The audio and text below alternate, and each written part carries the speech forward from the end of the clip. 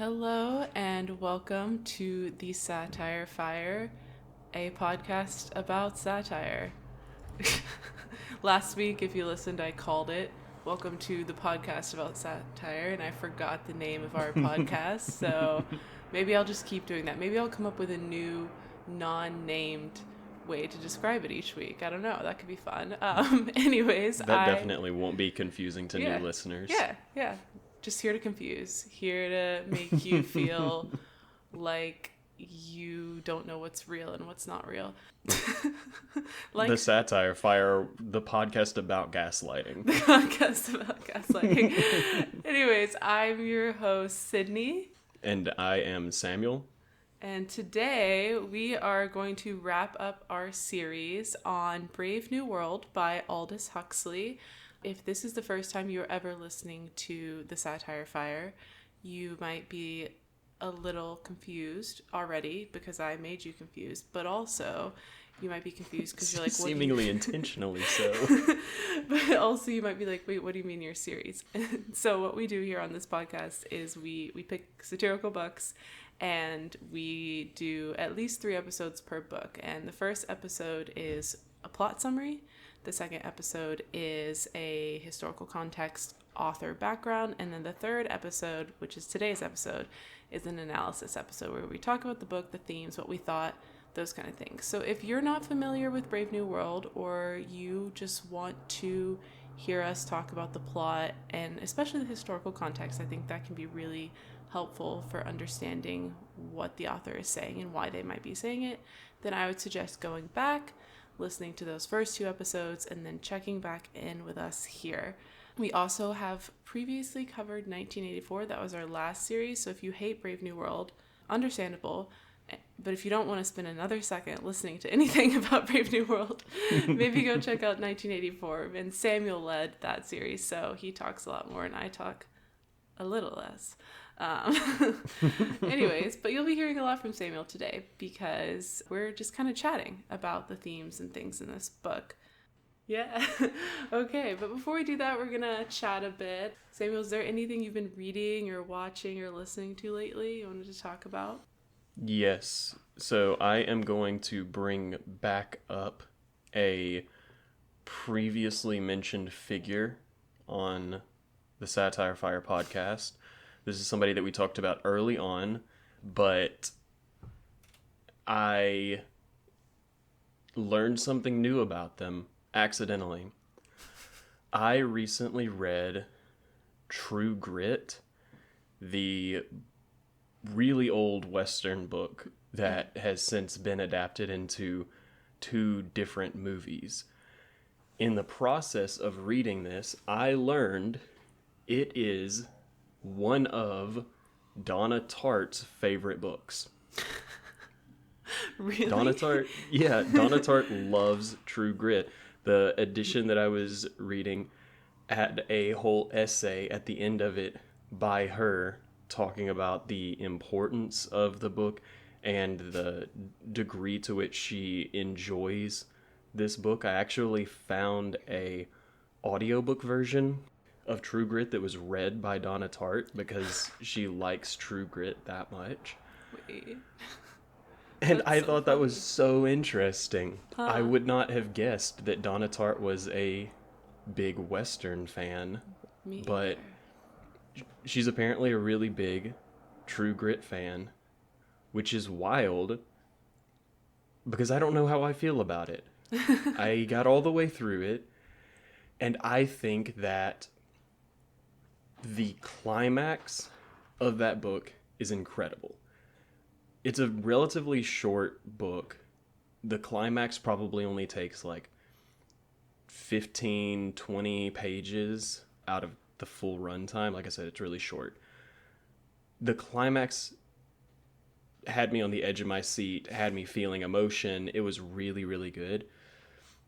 The rest of the book kind of sucks. It's the premise, for those who are not familiar, is that a 14-year-old girl had her father killed, and she is now hiring a U.S. Marshal to go and track down the killer of her father.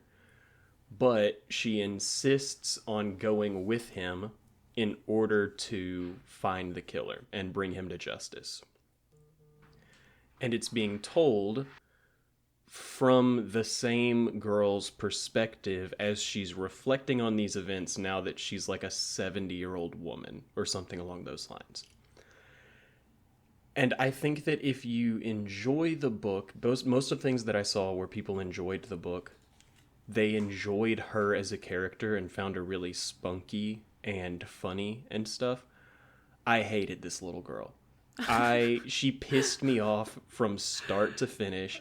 She is so pushy and demanding, and she's a little rich girl who just is throwing money around and getting her way by throwing money around.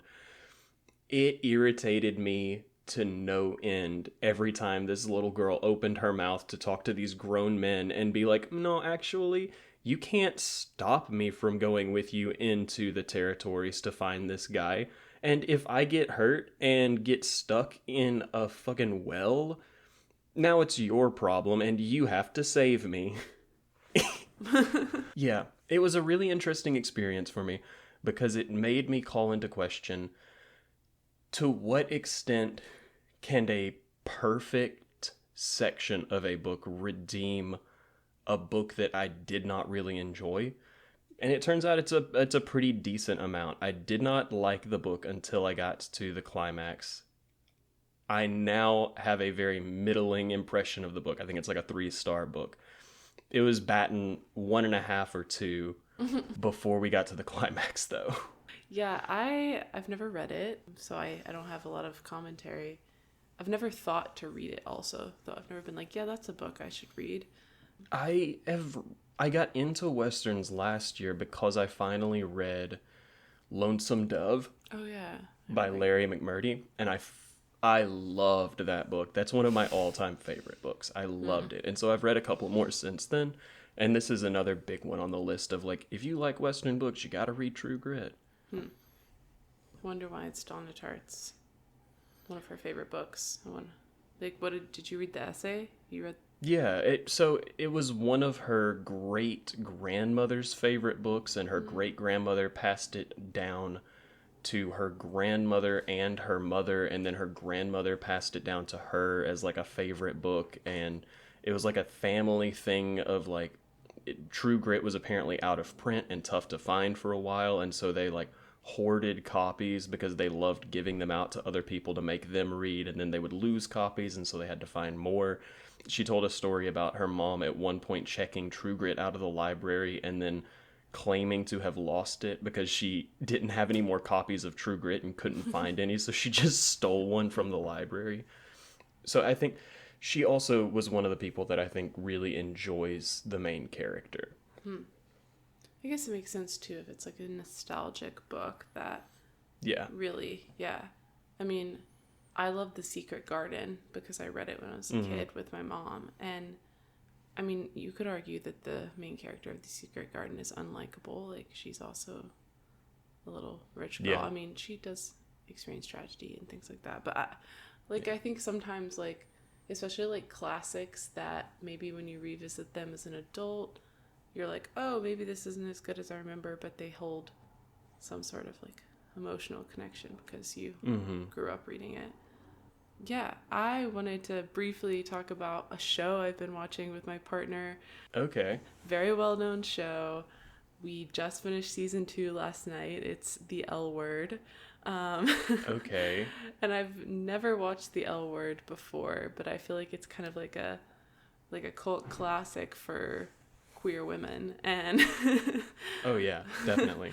Yeah, and I've been really enjoying it. And actually, I feel like I started watching The L Word at one point a few years ago. Like, I think maybe 3 years ago now.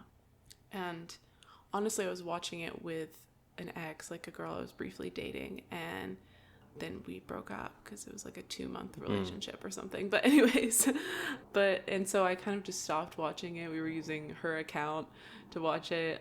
And it's only on Paramount Plus, which I think is a terrible platform, the interface does not make sense. It's so hard to navigate, fast forwarding and pausing and going back and things like that. I'm like, oh, why would we use this? But we got it just so we could watch the show. But honestly, I feel like I had a lot of misconceptions about the characters just based on what I knew from popular culture, but they get a lot more depth as the seasons go on. And yeah, watched the last episode of season 2 last night. I don't want to spoil it for anyone who hasn't watched it and might still be interested, but it made me cry like 4 times. Interesting. So I've been really enjoying it. I will say it is an early 2000s show in the way that sometimes it's problematic. It's kind of like watching Sex and the City or things like that, where you're like, oh, that joke doesn't land anymore. Like, oh, that's not really the way we should talk about that, probably. Especially like, I think its portrayal of trans people is not great. There's a character, and I actually, like, I would love to get the opinion of a trans person. I was kind of reading online about it, trying to hear opinions that weren't mine, about this one character who, Ivan is their name. And it's kind of like unclear what pronouns they use. Sometimes their gender expression is more feminine and sometimes it's more masculine. And it kind of makes it out to seem like some days they're a woman and some days they're a man. And it's really... Like gender fluid? Yeah, but I feel like it's supposed to be taken that person is trans. But then there's like... It's just not well explained, I would say. And... I essentially like looked up, like, is Ivan trans? What do people think of Ivan's character? And a lot of like trans or maybe gender fluid people are kind of like, this isn't great. But I mean, I don't really know. I feel like I can't speak on it, but I just watching it, I was like, oh, this is a little weird. I don't think this is maybe doing what they thought it should be doing. But like, yeah. One spoiler I'll give that isn't a huge spoiler is there are 2 characters in the show that have a baby together, 2 women, and the part that made me cry is they like have this baby and all their friends, like all the people in their community, come to the hospital and are like holding the baby and are just so happy for them, and one of the mothers is holding the baby and is like, this is your family. And I was like, oh whoa, found family, chosen family. And especially I think like at this time when the show came out, there are probably so many queer people who didn't have relationships with their family anymore because of their sexuality. And I'm like, this is such a wonderful portrayal of like, you can find family in lots of places. It doesn't have to be blood. And so like, I think it does do a lot of really good things among the like things. So anyways, with that, let's get into our analysis of Brave New World. Awesome.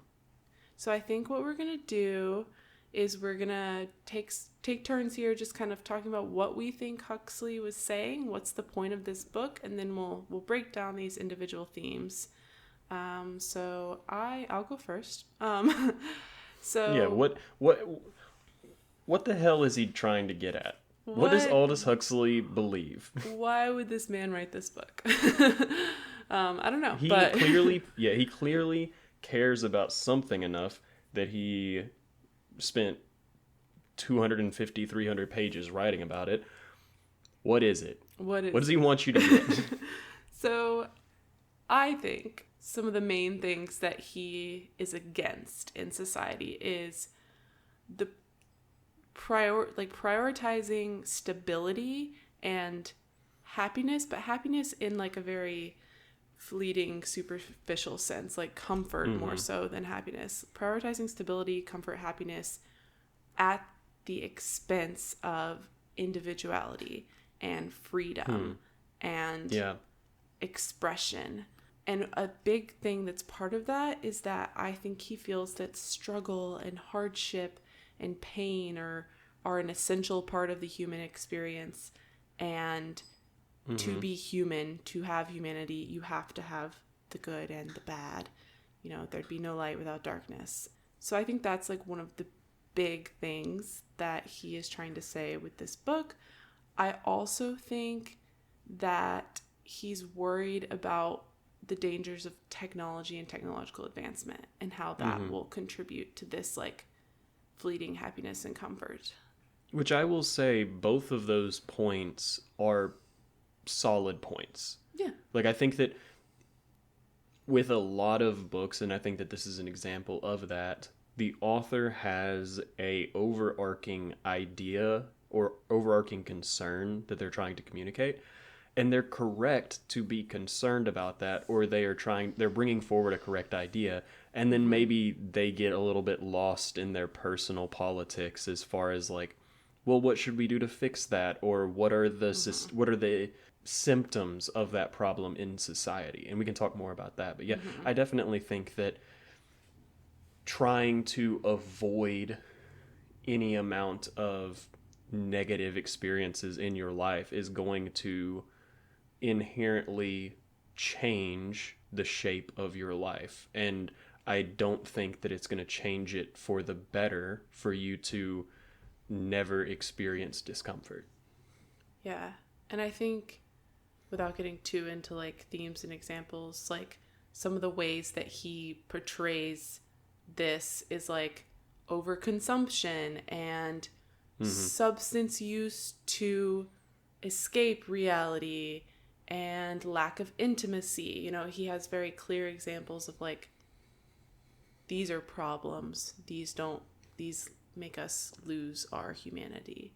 Utopias don't exist. So why are we? Well, they do, I guess, but they don't work. At the very least, he thinks that they have the capacity to exist. Yeah. But if they were to exist, they wouldn't be a utopia. They would actually be a dystopia, I guess. So, I think that I personally took a little bit less stock when I was reading it in the importance of stability. I think that you're right. That's something that I just did not hone in on to the extent that you did. I think for me, the big takeaway that I got was that he believes that the reduction of discomfort is flattening the experience of living. That in order to, kind of like you were saying, in order to have light, you have to have dark. Like, in order to live a full life, you should be experiencing the full range of emotions. And if you cut off the bottom half of your capacity to feel and ignore all of the negative feelings, what you end up with is not only reduced experience because you don't get to experience those negative things, you also get less from the peaks of life. Like, the peaks of life become meaningless if you can find them at all, because the valleys no longer exist. Yeah. So I think that maybe we should go through some like examples or themes in the book that kind of speak to these big ideas that we're talking about. So I'm going to let you choose. What's one that you want to talk about first? So I basically, like I said, I wrote down, or the main thing that I was calling into question or thinking about when I was reading it was how he's talking about reducing discomfort. And so I wrote down what I thought were, it's not a complete list, but it's the main things that he's pointing towards as these are the things that are reducing discomfort. And so I think that this is like a solid jumping off point. Any one of these things that you would like to talk about, I have thoughts on. He believes that we're reducing discomfort through drug use, sexual promiscuity, capitalism, and then movies / sports / entertainment venues. I think all of these are things that he's pointing towards. And I would loop in with movies and sports and also kind of capitalism, just like technological advances in general. But those were the main things that I was looking at while I was reading it, as he does not like, he hates your polycule, I'm sorry to say. He thinks that you should get married and have kids and stop fooling around in the bars on Saturday night. I think that, you know, his portrayal of intimacy, well, the lack of intimacy and juxtaposing that with like John being like, I want to get married, human connection is so important, is so interesting to me. And he is using the sexualization of women's bodies to show the objectification, really. Show the negative side of like sex without meaning and the importance of intimacy and emotional connection. But honestly, like when you say that at face value, it sounds like a good thing. It's like, oh, you don't think women are sexual objects, but it doesn't land for me because I wrote that down and I was going to ask you about it because we talked about it in 1984, that 1984 feels misogynistic. This book feels way worse. Like, I mean, like a few examples, like he's like, to say one was a mother, that was a past joke. It was an obscenity.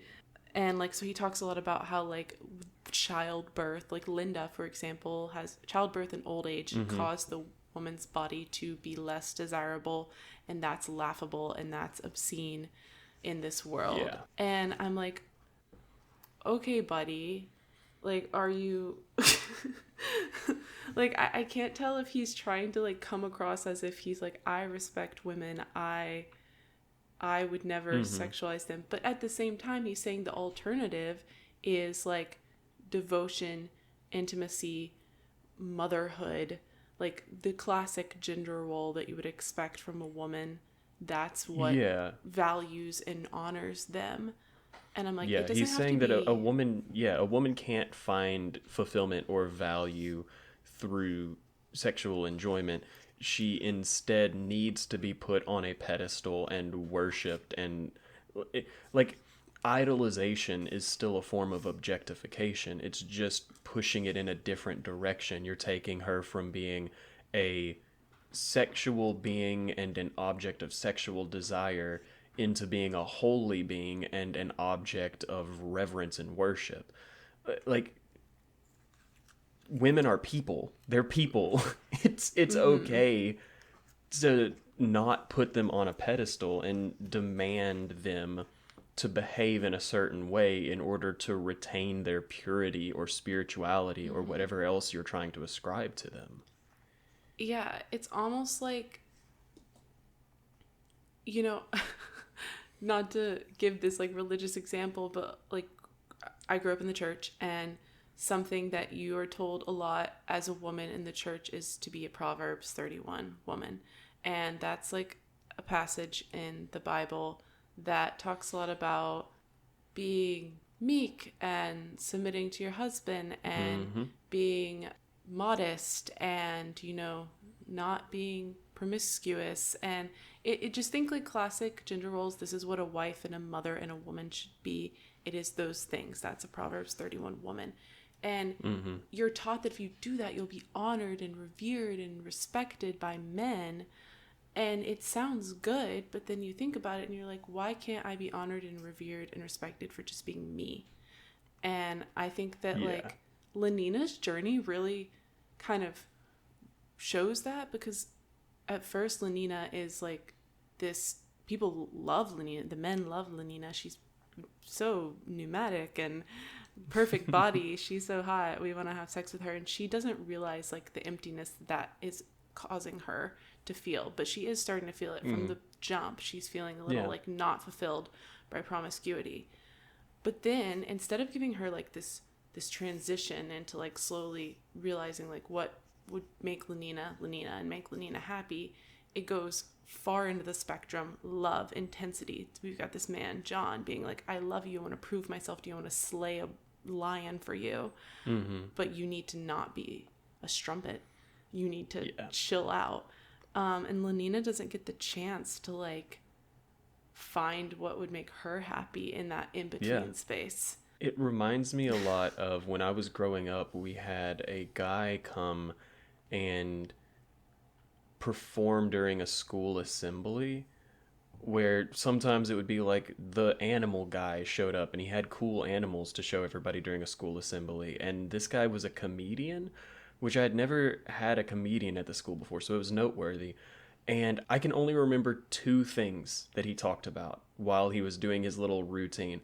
One of them was the differences between boys and girls by talking about toothpaste, where he said that if a girl puts toothpaste on her toothbrush and it falls off into the sink, she's going to wash it away and get more toothpaste. But boys are different because they'll just scoop it up and put it back on their toothbrush. Boys are just gross like that. But the other thing that he talked about was how girls should be dressing modestly, because if you are dressing immodestly, you are advertising yourself. And things that have to advertise themselves in order to prove their worth are inherently inferior. And so he compared it, saying, you see a lot of ads for Ford Rangers. Do you ever see an ad for a Ferrari? They don't have to advertise Ferraris because everybody just knows that they're that good. So ladies, button up that top button and be a Ferrari. Don't be a Ford Ranger. Like, why can't I be something in between? Why can't I be, I don't know, a Audi Lincoln A4, Navigator even. Lincoln if you're going to go to town, go in a Lincoln. No, I want to be a Subaru Outback. I want to be a lit.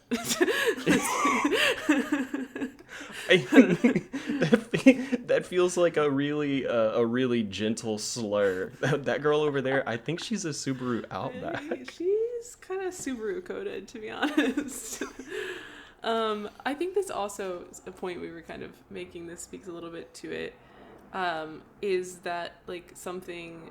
Well, in the classic satirical way, Huxley is mocking things by like the way the world, like he's exaggerating, not to tease our bookmarks of satire, what this world is like, in a sense to kind of like mock the extremity of it. But what he's mocking is showing like what he actually is for.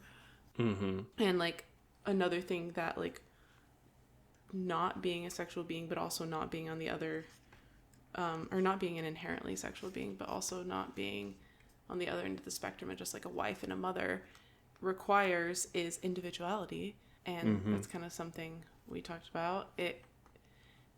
This world, there aren't individuals, and being an individual is laughable and also something that like they don't understand. And when someone is a bit individual, they're a spectacle, like Watson, like Bernard Marx, like John.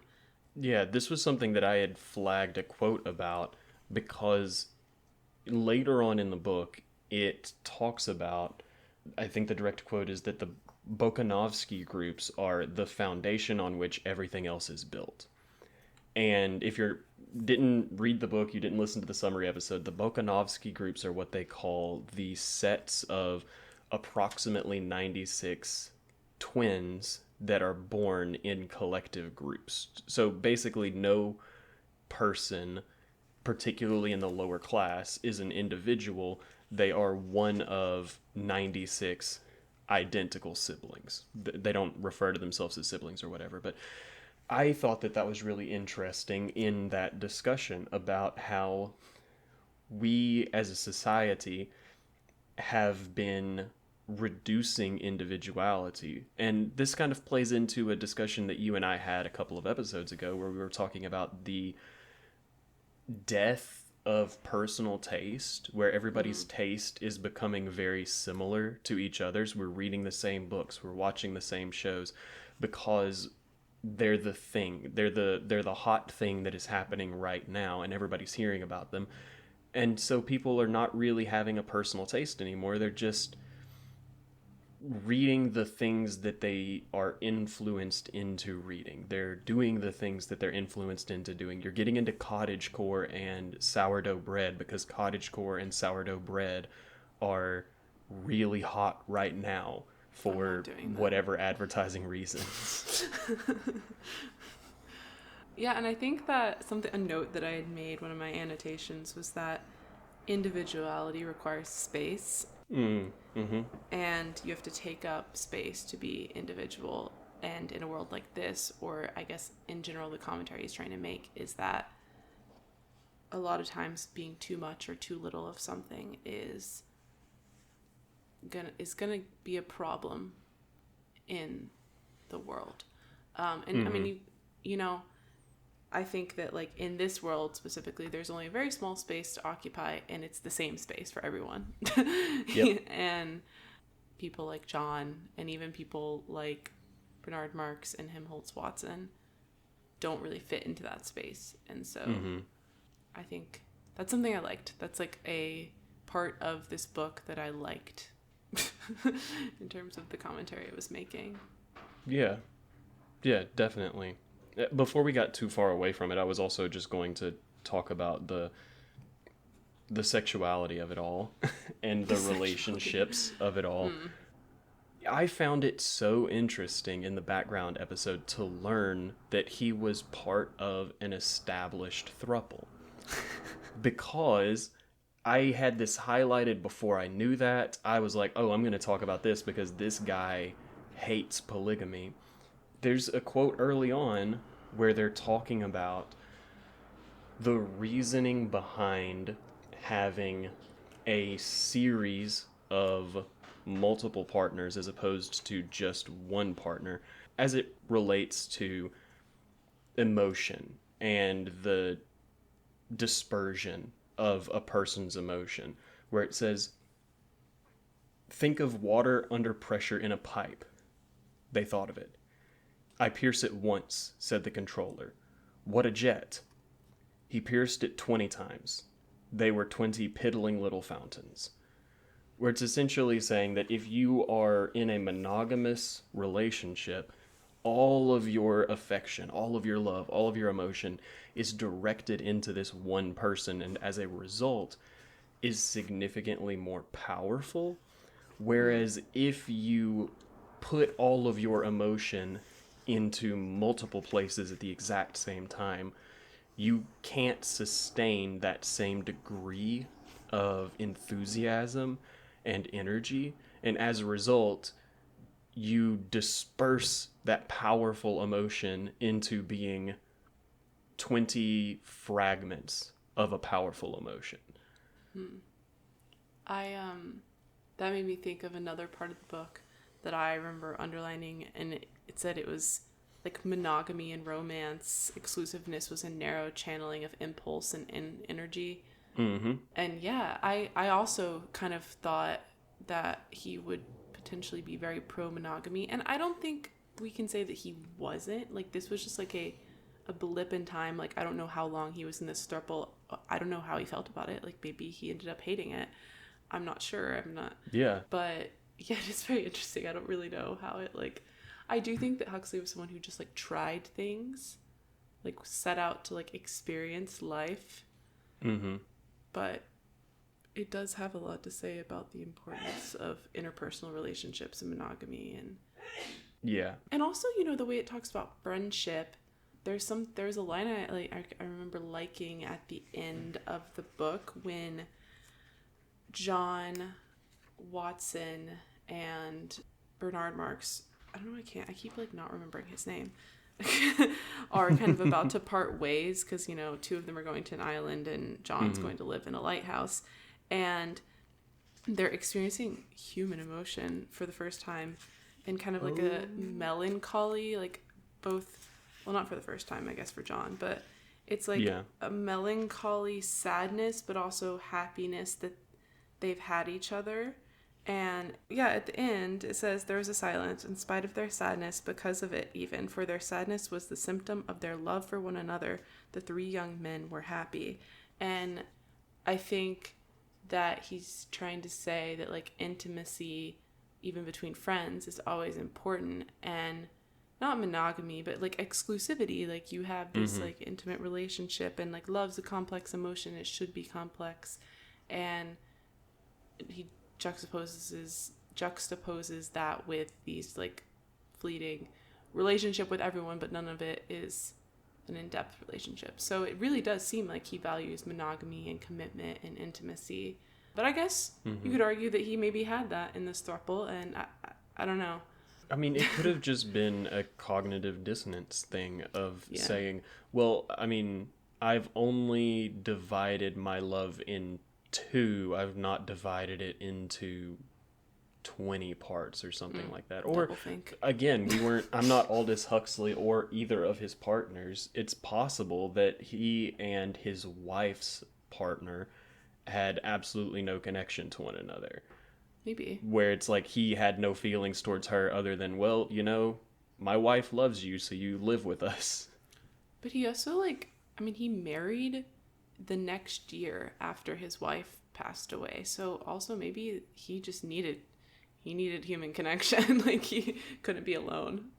I don't know. Okay, something else I wanted to talk about before we get into, I do want to talk about the things I think he does poorly, but like one more thing that I would like to talk about is that stability that I mentioned at the beginning, and how he seems to be saying that stability, just for the sake of stability, is bad, and he like points to all these things that give us stability. And I remember, like, early on, that was like one of the first things I took out of this book, because it was talking about the ways they create that stability through Bokanovsky's process and through sleep teaching and through conditioning. And it calls, I think, the conditioning the greatest moralizing and socializing force of all time. And it's saying that, like, there's a part that I bracketed. It says, talking about the conditioning, till at last the child's mind is these suggestions, and the sum of the suggestions is the child's mind, and not the child's mind only, the adult's mind too, all his life long, the mind that judges and desires and decides, made up of these suggestions. But all of these suggestions are our suggestions.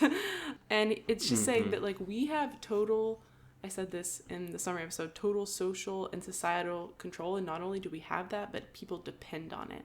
And they depend on the stability for the world to make sense. And you can see in Linda, like, she loses that, and she loses her psychiatric stability. She loses her physical stability. She loses all stability, and then she feels like life isn't worth living. And I think that, like, another point that it makes a lot is that kind of like this ignorance of what could be is bliss. Ignorance is bliss. And so that's another way they have this control. This stability is like, it doesn't matter that, like, this human emotion and all these other things could exist, because we don't know, because we've created something that feels stable, and therefore you live in blissful ignorance. And I think that, I'm not sure, like, what example Huxley might give to, like, something that does that, but I think he's, like, very anti-indoctrination.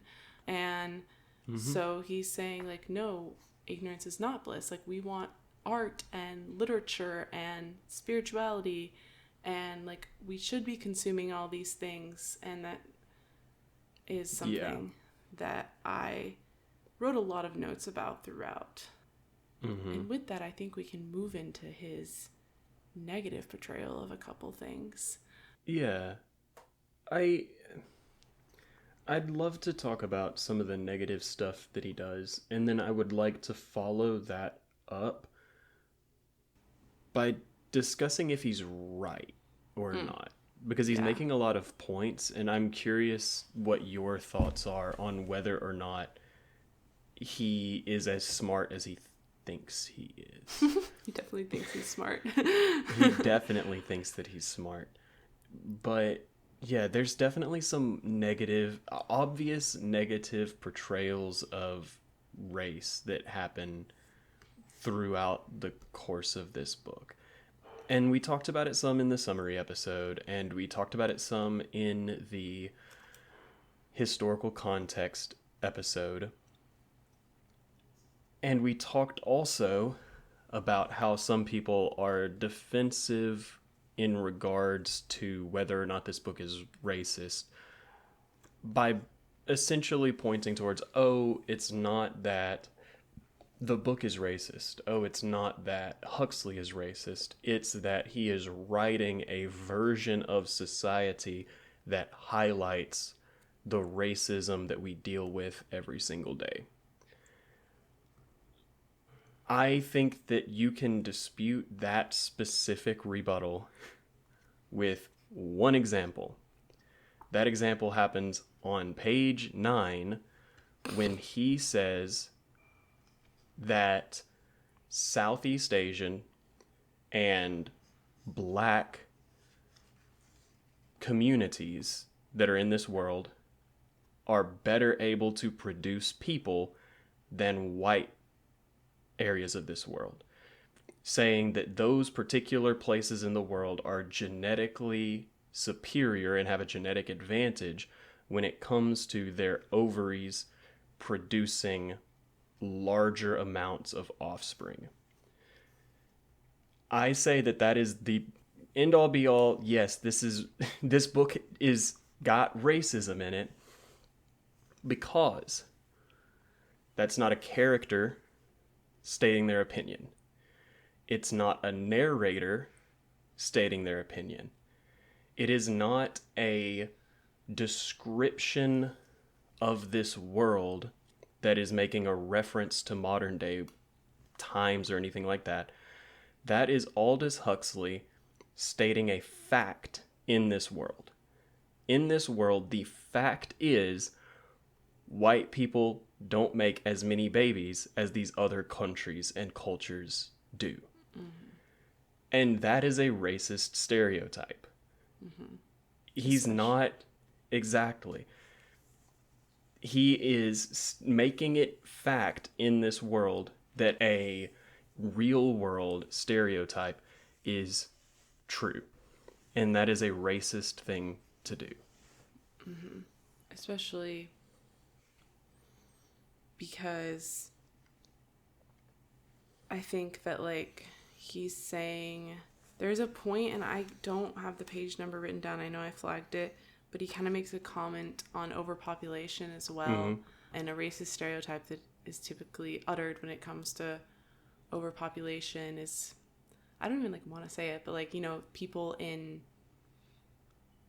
lower income countries that have less access to resources like birth control will just mm-hmm. have a bunch of babies, and those babies will live in poverty and poverty upon poverty, and that's a racist stereotype people say about oh, well, they could get themselves out of this issue if they'd stop having babies. This even happens not in people of color. It happens in America when talking about lower class and impoverished individuals. And it happens in Modest Proposal when he's talking about the Irish people.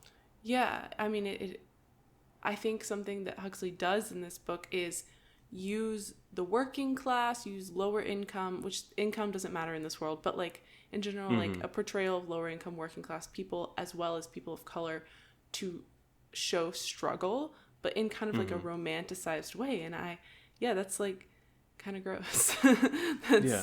And they're page 4, I remember it says, not philosophers, but fret sawyers and stamp collectors compose the backbone of society. Mm-hmm. And there's things like that where it talks about the working class is what's driving this world that we are supposed to hate. And I guess you could see that as him saying the working class deserves humanity and not to be just workers. Mm-hmm. And maybe he was saying that to an extent, but I think also then we see when he's talking about the reservation, exactly. It's the early stuff is getting you set up to know that there's gonna be some racist shit that happens in this book, and then you get to chapter 7 and you read all of the things that he's writing about indigenous populations and the reservation and stuff, and it goes off the rails. Yeah. I think even just the, showing the sacrifice as, so the sacrifice that happens on the reservation where they are whipping that young boy so that the corn will grow and they will have, prosperity in agriculture. it's horrifying, it's terrible, but then John comes in and says, like, this is beautiful, and this is struggle, this is pain, this is emotion. And that is being portrayed as like a ritual that an indigenous people might do. And I don't really know, but I think that like it was a weird way to show struggle and human emotion. Yeah. I don't know. I guess I feel as though I don't have like enough education language to explain why it made me uncomfortable, but it definitely did make me uncomfortable. I want to point out, I don't believe that just because a book has a racist character, it makes the author racist. And I don't believe that if the main character is a misogynist, it makes the author a misogynist. And I also don't even think that if you write a story that is highlighting the racism or misogyny or transphobia, like any of those things, if you're writing a story that highlights those aspects of a world, I don't think that necessarily makes the author, it inherently makes it true that the author believes that those things are good or right or anything like that. It's more so the elements, like I pointed out earlier, like Sydney pointed out, like are happening in chapter 7, where you're making a racial stereotype factual within the text of your book that raises a lot of red flags. Where if you are a straight man and you write a book where your gay character is over the top flamboyant, and your gay character can't do math, and your gay character is bad at driving, and your gay character is constantly having a revolving door of sexual relationships and never settling down and sleeping with multiple people over the course of a week, I think you might be homophobic, because you're taking what are essentially homosexual stereotypes, and in the text of your book, as a straight person, you are making them fact. This is a real thing that is happening to a gay person. And this is, Aldous Huxley is a white guy who's taking stereotypes about indigenous people and Southeast Asian people and black people and saying, oh, in this book, those things are actually 100% true.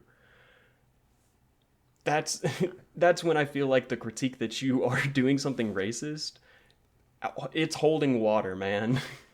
And I take, not your point, Samuel, but I take the point that it was 1932, and he might not have known that he was being racist. These might be microaggressions. These might be things that just he believed that he didn't realize were problematic, but that doesn't make them not problematic, and that doesn't make them not racist. Like, who knows?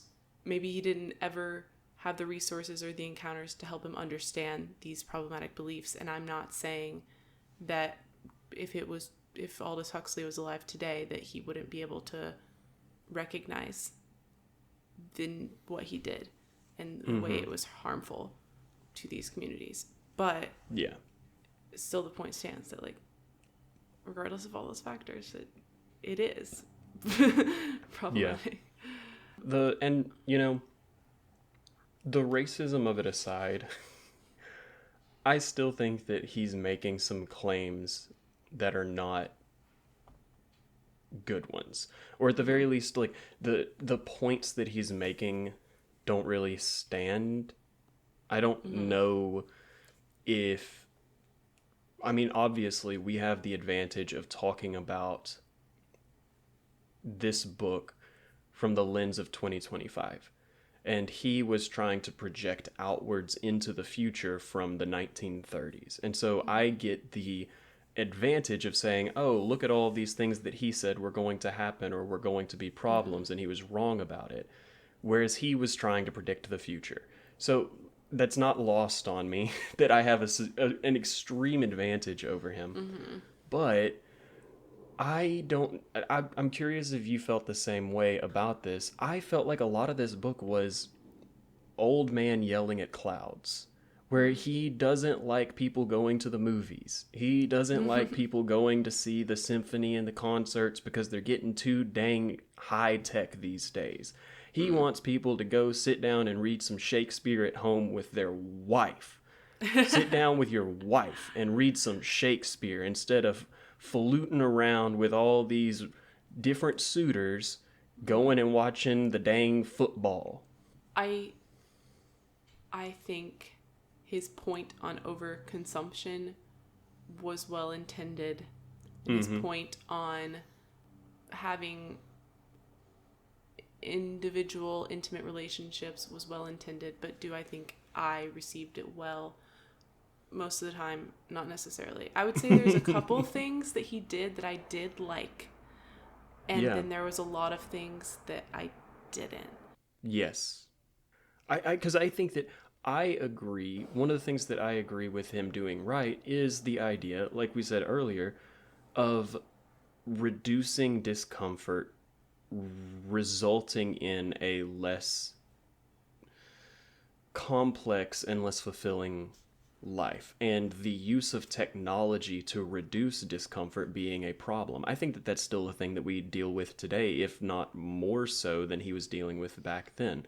Reducing the discomfort within your life by using technology, but in the process making your life less rich. I'm thinking of having an AI girlfriend or something along those lines, where you're trying to reduce the loneliness of your life through technology, and you're making your life substantially less meaningful in doing so. You want and you have and you consume. You want, you order from Amazon, it's here in 2 days. You see your favorite influencer talking about 5 different expensive skincare products and you buy them all. And your life is becoming less rich in a way. And you are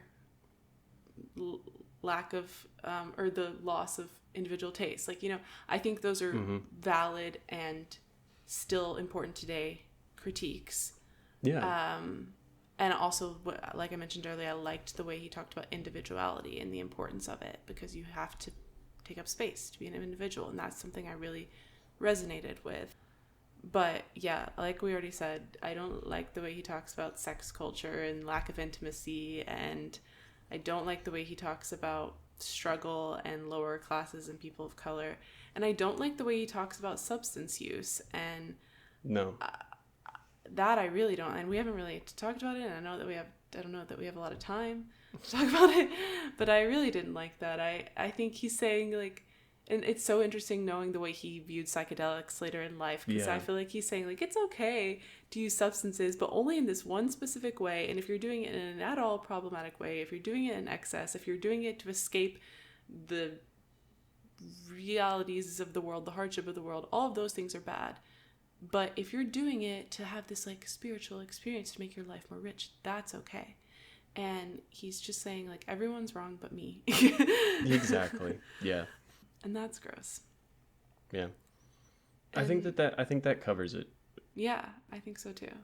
Before we get into the, like, footnotes and game and stuff like that, I think now would be a good time for us to talk about the bookmarks of satire. Yeah.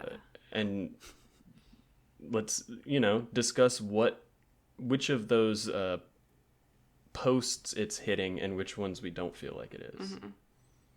Okay, so as a reminder to our listeners and our newer listeners as well, our bookmarks of satire are kind of the guideposts of what makes satire satire. We have 5 of them, and we pulled them from the definition of satire, and we go through them at the end of every book series and see, like, what's its score, how satire is this satire. Yeah, we have yet to have a perfect 5 out of 5 satire, but one of these days. Yeah. And so the first one is humor. I think this book was funny at times. Like, I did laugh a couple times, so yeah. I would say it was aiming at humor. I think so, and I think it would have been even more humorous to a contemporary reader when he had actually written it. Yeah. I mean, it might have also been going for shock and another bookmark, but, like, the whole orgy chapter was ridiculous and kind of funny, and, like, Okay, the second one is irony. Mm-hmm. Yeah, I think it did irony. I think it did irony. A little bit. Kind of. I didn't feel like it was being incredibly ironic, but I don't know. I feel like irony is the hardest one for me to pin down in an Yeah. entire book. Like, it's tough for a whole book to be Oh, ironic. that's true. I guess I thought at times it was ironic because, but maybe as a whole book it's not. I just think that like an example would be the title, Brave New World, Mm-hmm. and the way initially John was like, oh, Brave New World and the people in it. He's quoting The Tempest. Mm-hmm. And, but it sounds like this like reverence and like, oh, wow, Yeah. this amazing world. But really, well, he might have meant that the first time he said it because he was excited to see the world. As he said it each time, he meant like this is a horrifying world. And I feel like Mm-hmm. that's like an example of irony to an extent, but also Yeah. it's kind of an allusion to another. So I don't. We can not give it irony. I If you feel like want, we can though. give it half a point for irony. Okay. Definitely exaggeration. Yeah. I feel like it would be tough for a satirical book to not exaggerate. Yeah. And then ridicule, I would argue yes. Yeah, definitely. I think that he is trying to make people feel stupid for aligning with the masses. Yeah. Like unquestioningly joining public sentiment. I think that he's definitely trying to make you point out that those people are ridiculous. He's making fun of things throughout. Like it Yeah. has a very make fun of tone.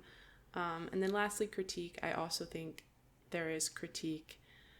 It would again be hard for a satire not to have critique, I would think. But Yeah, I think that there are some that lean more into ridicule than critique, but I think that particularly if a book has a foil for the world, like if it is showing you a world and then it has a character that is standing against the world, that character who is standing against the world is serving to critique it, assuming that they have something intelligent to say, which I will talk more about in other books, but I think that if the character does not provide a coherent ideology that opposes the world that the author dislikes, it's not critique. But in here, I think that John serves as a critical focal point for the world. yeah. So a solid 4 out of 5, maybe a 4.5 at times. So that's pretty good. Yeah. So this book is satire.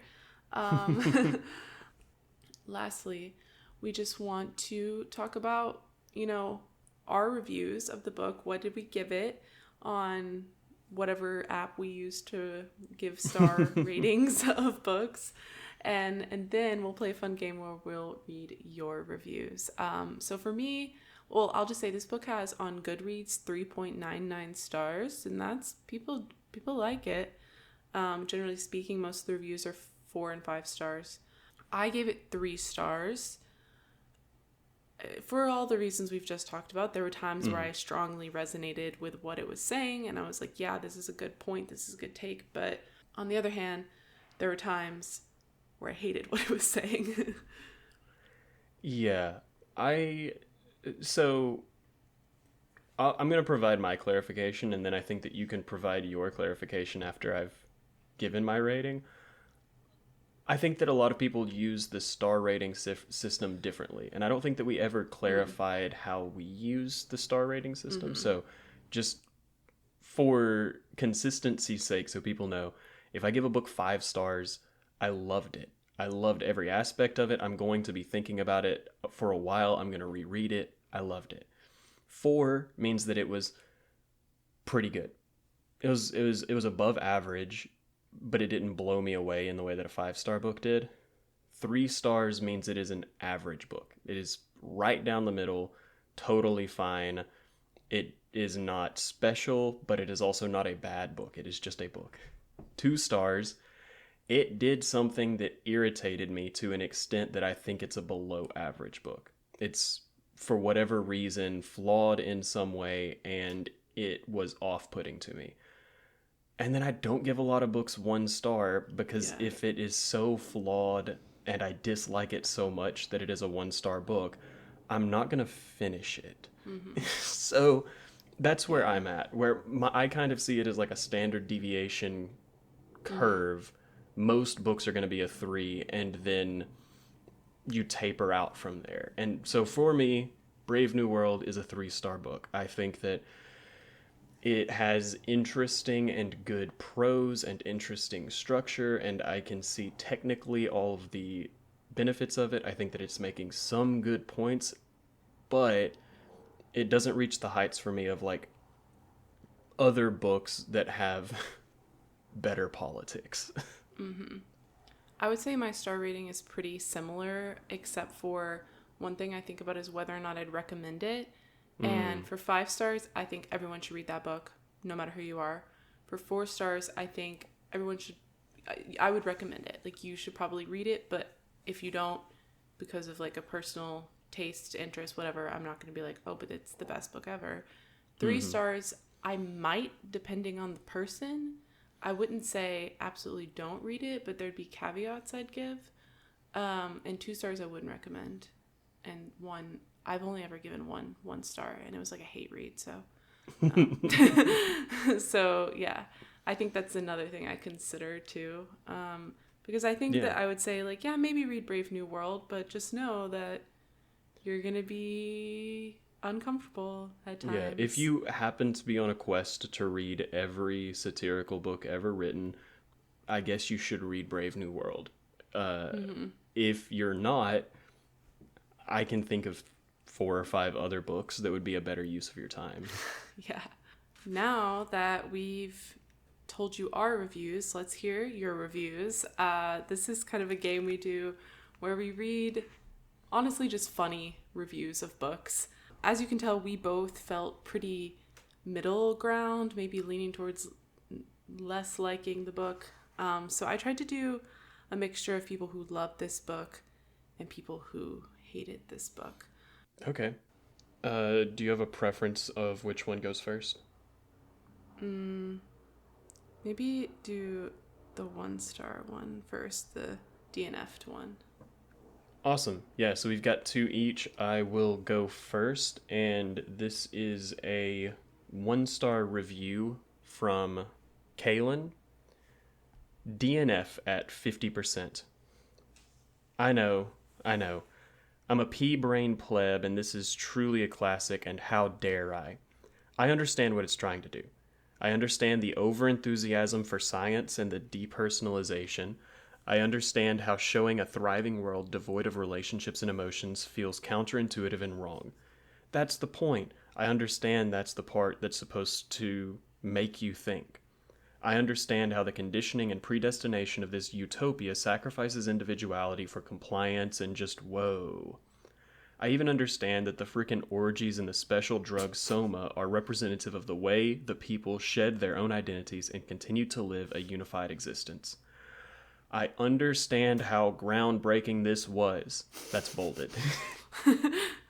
I understand it raises all sorts of questions and opens discussions about free will, societal control, the role of government, and what humanity is. But it's not for me. This is incredibly dense, as the entire first half has been dedicated to showing the science and structure of this brave new world. There's not really a plot, and there's not really even characters. I mean, kinda. It all feels dedicated to driving the same few points home. I understand, but I'm bored. And I'm tired of the shock factor of orgies and children engaging in erotic play. This really could have been a short story, and it would have accomplished the same things. The thing is, I think this is like a valid review. But I'm like, I think so too. Hurt you, Kaylin? Who made you feel stupid? Like, I liked the review. I just thought it was funny that they felt the need to, like, explain themselves for most of the review, like defend themselves. I was like, who made you feel bad for not liking this book? I also would call into question how liberal they're being with 50% DNF.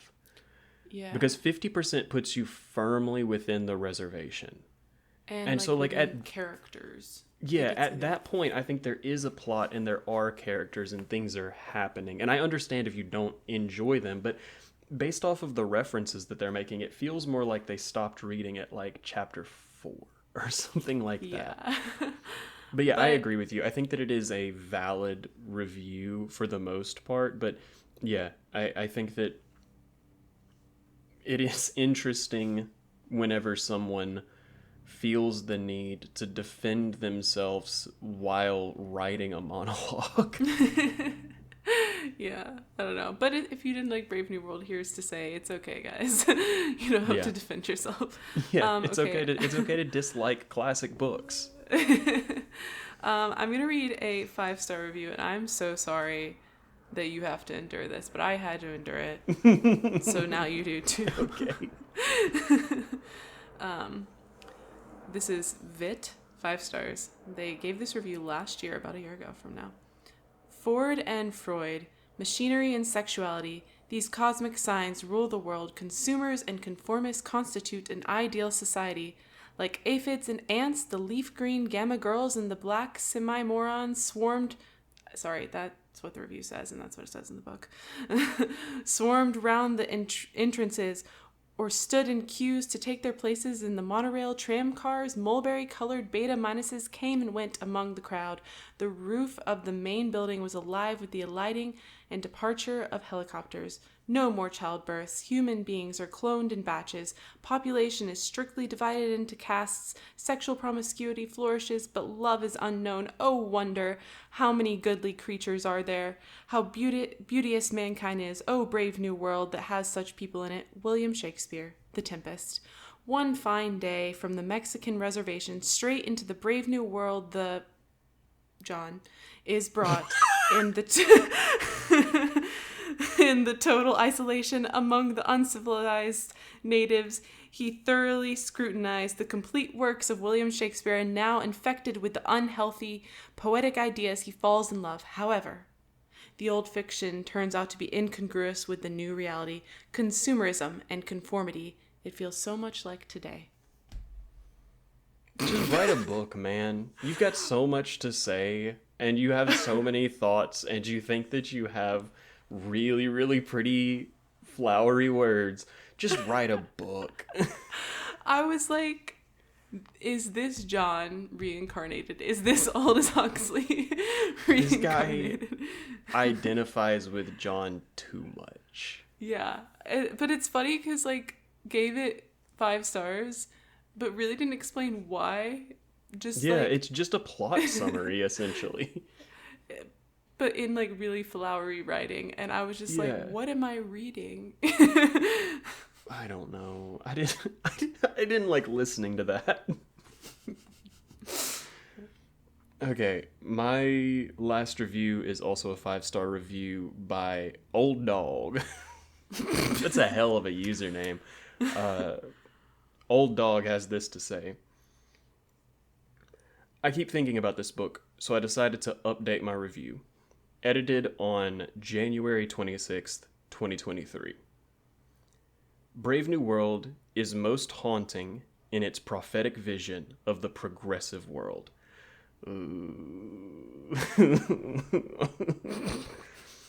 Considering that it was written nearly a century ago, a lot of the themes are more relevant than ever as we are dealing with them in our time more directly.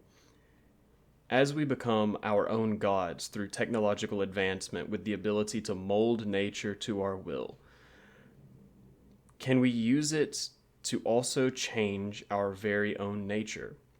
What are the ramifications of that? Does the sexualization of our society through the move toward casual sex and pornography, in parentheses, sexuality in general in a more public sphere, close parentheses, outside of a patriarchal relationship, remove... What? Oh, okay. I got lost in the parentheses. So in the middle of this sentence it says sexuality in general in a more public sphere. The sentence is, does the sexualization of our society through the move toward casual sex and pornography outside of a patriarchal relationship remove any transcendent significance that sex held in that framework? Sex in Brave New World is a merely pleasant biological function. It has no connection to something transcendental like love. Are we headed in that direction? I think that leads to the heart of the matter for Huxley. Progressive ideals rob humanity of any transcendent meaning by exchanging the transcendent in favor of the unremarkable. Was this guy paid $5 every time he used the word transcendent in this review? What is he... Oh, I hate this. I hate this reviewer. I feel like Old Dog's review is proof that people with problematic ideas like Brave New World, and therefore... Yeah, it's... I hate that he specifically specifies that the healthy, transcendental sex and love should be happening within the patriarchal relationship. That was the word that jumped out at me, that I was like, I am this one. This is what we're... I was like, oh, okay, Old Dog. Let's do this thing, buddy. Okay, last review is also long. I'm going to skip some of it. They gave it 1 star. Joshua gave it 1 star. It says 2 on the nose. When your philosophical position is the most salient thing about your book and your philosophy is not terribly interesting, then, my friend, you have a boring book. The porgies and sexual play were meant to be shocking for the time, I guess, but both felt forced and hollow. The world was kind of intriguing at first, but to no real avail in the end. The New Mexican, I think they're referring to John, because they're saying it's set in New Mexico, who wanders around self-flagellating, felt like an appropriate metaphor for the unfortunate reader of this book. Damn. Other future and or dystopian stories suffer from similar maladies. And then they do this thing where they also review other books. And I'm just going to read a couple of them. Fahrenheit 451 has a strong message, but not a strong story. The writing is never particularly beautiful, nor is Montag ever employed as much more than a vehicle for philosophizing about the value of education, reading, free speech. 1984, I would argue, threads this needle the best. In the novel, there is a meaningful story, an interesting protagonist, a realized world, and characters that actually struggle with their philosophical positions rather than ramming them down the reader's throat. And then, I take that back. The Handmaid's Tale does dystopia best. There, the world, the philosophy, the character, the dilemma, the writing all make me faint with glorious literary delirium. Take Atwood's sentences apart word for word, and there's a universe waiting there to intoxicate you with possibility. Anyway, Brave New World, not for me. Some interesting and valid critiques within there. Weird to review other books. Yeah. In the middle of your book review. Yeah, it was very funny. I did think I liked the beginning of the review. I thought that when your philosophical position is the most salient thing about your book and your philosophy is not interesting, then, my friend, you have a boring book was such 100% true. Anyways, give us your reviews of the book. You know, if you want to comment on any of our social media, you can do that. We can be found on Instagram at The Satire Fire Pod, Pod, or we can be found on TikTok and Blue Sky and YouTube at The Satire Fire. And yeah, you can leave your reviews of Brave New World. You can tell us what you think of the podcast. You can give us suggestions. You can give us suggestions for books you think we should read. We do have an endless list that we will never get through already, but we would love more. Yeah, and thank you for listening. We will see you next week for our bonus episode as related to Brave New World. And then, as a reminder, we will be reading and talking about Fahrenheit 451 in the next book series. Which I guess you can tune in then to see if Joshua is correct in this book having any coherent philosophy whatsoever. Spoiler alert, no, it doesn't. Wow. Actually, you don't have to listen to the episodes because we just... All right. Thank you so much. I'm Sydney. And I'm Samuel. And this has been the Satire Fire. Oh, I hit my mic. Okay. Bye. Bye.